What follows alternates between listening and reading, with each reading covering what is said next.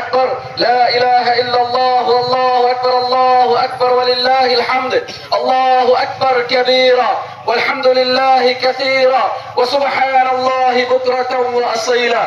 সম্মানীয় মুসল্লিয়ানে কেরাম, উপস্থিত উলামায়ে কেরাম, মুরব্বীগণ, ভাই বন্ধুগণ, পর্দার আড়ালে থাকা মা বোনেরা, আজকে ঈদুল আজহা, পবিত্র ঈদুল আজহার দিন। আজকে আমরা কুরবানি ইনশাআল্লাহ উদযাপন করব। সর্বপ্রথম আমরা ফজরের সালাত আদায় করার পর সকালেই আমরা সবাই বিভিন্ন প্রান্ত থেকে এসে একত্রিত হয়ে এক জায়গায় আসমানের নিচে খোলা ময়দানে আল্লাহর কৃতজ্ঞতা আদায় করার জন্য, আল্লাহর শুকরিয়া আদায় করার জন্য আমরা এখানে আল্লাহর জন্য 2 রাকাত সালাত আদায় করলাম।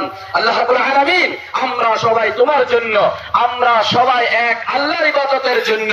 আজকে ঈদের দিন, আনন্দের দিন, উল্লাসের দিন। আল্লাহ সেই উল্লাসে করে, সেই আনন্দই করে তোমাকে ভুলে যাই নাই, সেই মেসেজ দেওয়ার জন্য, আল্লাহকে সেই কৃতজ্ঞতা আদায় করার জন্য এখানে একত্রিত হয়েছি। আজকে যেই দিন সালাত আদায়ের পরে যেটা সবচেয়ে গুরুত্বপূর্ণ সেটা হচ্ছে কুরবানি।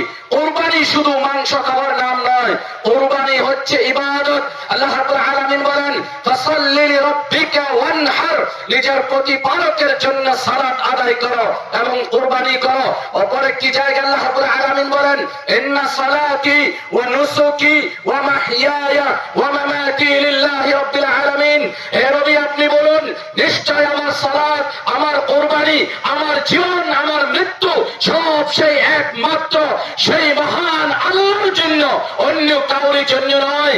আজকে যদি আমি সালাত আদায় করি আল্লাহ তোমার জন্য, কুরবানি করি সেটা আল্লাহ তোমার জন্য, আমি যে জীবিত আছি আমার গোটা জীবন আল্লাহ তোমার জন্য, যখন মৃত্যু হবে তোমার জন্য আল্লাহ কলিমার সহিত আল্লাহ ইলাহা ইল্লাল্লাহ মুহাম্মাদুর রাসূলুল্লাহর সাথে আল্লাহ মৃত্যু দিও।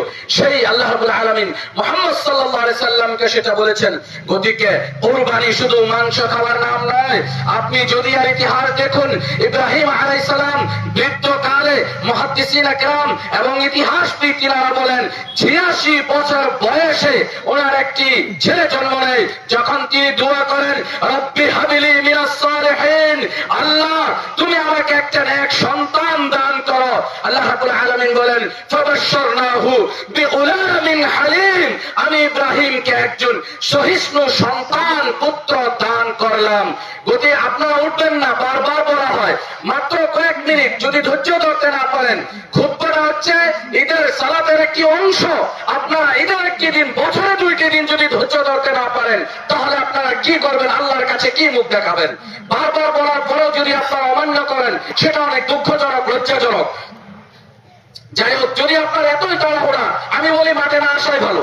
কারণ 10 মিনিট যদি ধৈর্য ধরতে না পারেন তাহলে আপনি কিসের জন্য মাঠে এসেছেন? শুধু 2 রাকাত সালাত আদায়ের জন্য? সেটা কোনো পদ্ধতি ঠিক নয়।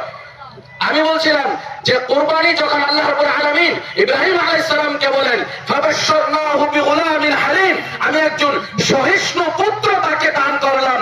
ইব্রাহিম আলাইহিস সালাম বলেন যে ইন্নী আরা ফিল মানামি আন্নী আযবাহুকা ফানজুর মাযা তারা, হে আমার প্রিয় ছেলে, আমি স্বপ্নে দেখেছি। আর নবীর স্বপ্ন ওহীর দরজা রাখে। নবীর স্বপ্ন সাধারণ মানুষের স্বপ্ন নয়, ওহীর মাধ্যম সেটা একটা। তিনি বলেন, হে ছেলে, আমি স্বপ্নে দেখেছি যে আমি তোমাকে জবাই করছি আল্লাহর রাস্তায়। চিন্তা করুন, 86 বছর বয়সে একজন পুত্র জন্ম হয়।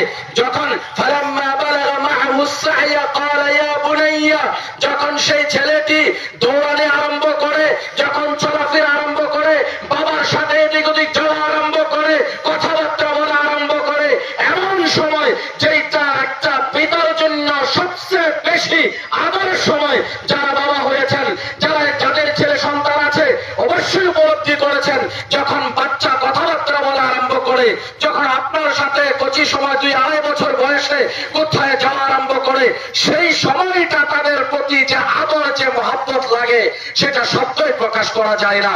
এমন সময় বলেন, ইয়া বুনাইয়া, হে আমার প্রিয় ছেলে, আমি স্বপ্নে দেখেছি আমি তোমাকে জবাই করছি। যেমন বাবা তেমন ছেলে। ছেলে কি বলে? ইয়া আবাতি ইফআল মা তু'মার, হে আমার বাবা, আপনাকে যা আদেশ দেওয়া হয়েছে আপনি করে ফেলান। আপনি আদেশকে মান্য করেন না, আপনি আদেশকে মান্য করেন, আমাকে জবাই করেন, আমাকে কোরবানি করেন, আমাকে আল্লাহর রাস্তায় জবাই করে দেন। সাতাজিদুনি ইনশাআল্লাহু মিনাস সাবিরিন। আপনি আমাকে পাবেন যে আমি সবর করব, আমি কিচ্ছু করব না, আমি সবরের সাথে আল্লাহর রাস্তায় আল্লাহর জন্য নিজের জানকে ত্যাগ করে দিব, কুরবান করে দিব। ফালাম্মা আসলামা ওয়া তাল্লাহু লিল জাবিন। সেই দৃশ্যটা একবার ভাবেন।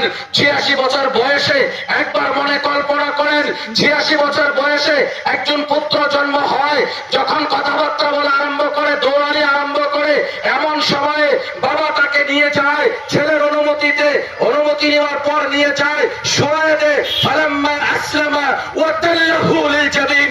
যখন তাকে চেহারাকে মাটির মুখ করে শোয়ায় দেয়, যাতে এখন ঘাড়ে জবাই করবে, চেহারাকে উপর রাখে নাই, দেখতে পারবে, বাবা হিসাবে মায়া রাখবে, আল্লাহর সেই আদেশকে মান্য করে ফেলবে, তাকে নিচে করে দিচ্ছে যাতে জবাই করার সময় এটা কোনো নাটক নয়, কোনো ভঙ্গি নয়, সত্যি সত্যি জবাই করার জন্য শোয়ায় দিয়েছে। ছুরি ফিরাবে নিজের কচি ছেলে, 86 বছর বয়সে জন্ম নিয়েছে, সেই ছেলে দৌড়ানি আরম্ভ করেছে। এমন ছেলেকে জবাই করবে, কোরআনে তার দৃশ্য বলে ফালাম্মা আসলামা ওয়া তাল্লাহু লিল জাবিন। যখন তাকে শোয়ায় দিল, চেহারা নিচে করে শোয়ায় দিল, এখন তাকে জবাই করবে, আসমান থেকে আওয়াজ আসে, ইয়া ওয়ানাদাইনাহু ইয়া ইব্রাহিম।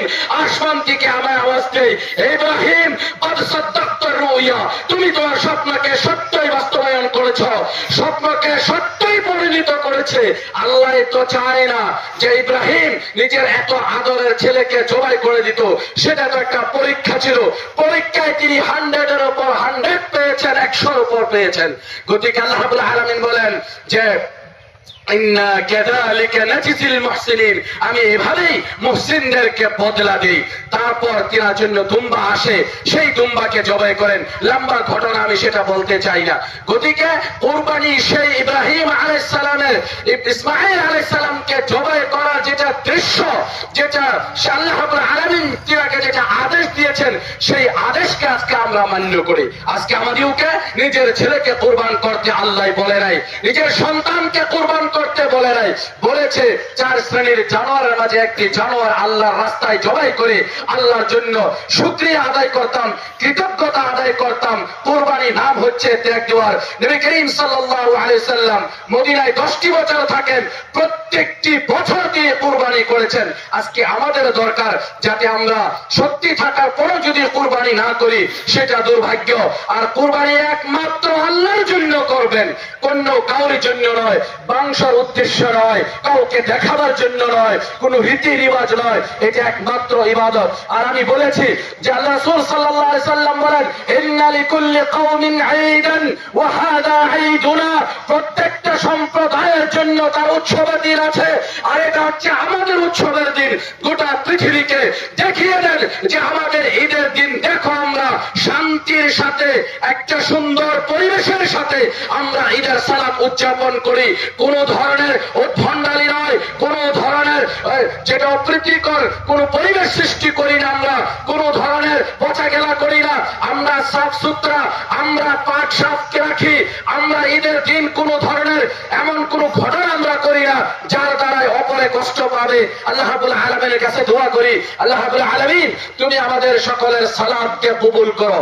আল্লাহ রাব্বুল আলামিন আমাদের কুরবানি করার তৌফিক দান করো। আল্লাহ রাব্বুল আলামিন অল্প পরে আমরা তোমার নামে যে কুরবানিটা করব সেটা ইখলাসের সহিত কুরবানি করার তৌফিক দান করো। আল্লাহ রাব্বুল আলামিন আমরা যতদিন জীবিত থাকি ইসলামের উপর জীবিত রাখিও। আল্লাহ রাব্বুল আলামিন আমাদের যারা বেমারে লিপ্ত আছে তাদেরকে তুমি অতি শীঘ্র আরোগ্য দান করো। আল্লাহ রাব্বুল আলামিন যারা বিভিন্ন ধরনের বালা মুসিবত আছে তুমি তাদেরকে মুসিবত থেকে উদ্ধার করো। আল্লাহ রাব্বুল আলামিন আমাদের যখন মৃত্যু হয় আমাদেরকে ঈমানের সহিত মৃত্যু দিও। আল্লাহ রাব্বুল আলামিন আমাদের যারা মাতা পিতা দাদা দাদি নানা নানি ইন্তেকাল করেছে তাদের সবার কবরের আযাবকে তুমি মুক্ত করো, কবরের আযাব থেকে রেহাই দাও, তাদেরকে জান্নাতুল ফিরদৌস নসিব করো। আল্লাহ রাব্বুল আলামিন আমাদের সকলকে নেক কাজ করার তৌফিক দান করো, আমাদেরকে ঈমানের সহিত কলিমার সহিত মৃত্যু দিও। আমিন। আকুলু হাযা ওয়া আস্তাগফিরুল্লাহ লি ওয়া লাকুম ওয়া লিসাইরিল মুসলিমিনা মিন কুল্লি যামবিন ফাস্তাগফিরু ওয়া তুবু ইলাইহি। كل عام وأنتم بخير